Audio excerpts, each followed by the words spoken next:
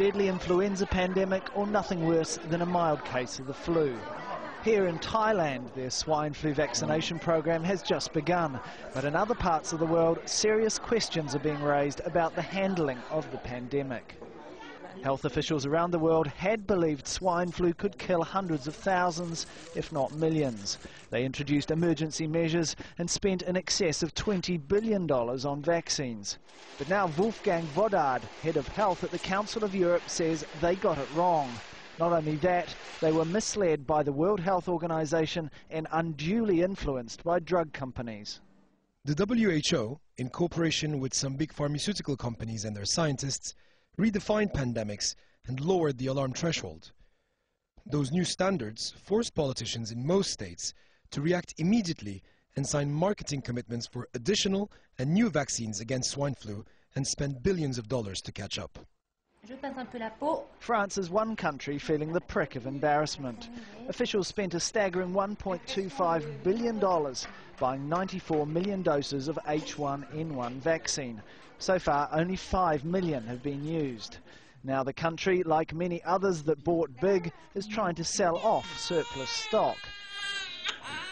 Having committed to buy the vaccines, Dr. Wodardt says health officials then sought to justify their decision.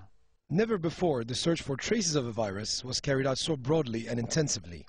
Besides, many cases of death that happened to coincide with seropositive H1N1 lab findings were simply attributed to swine flu and used to foster fear.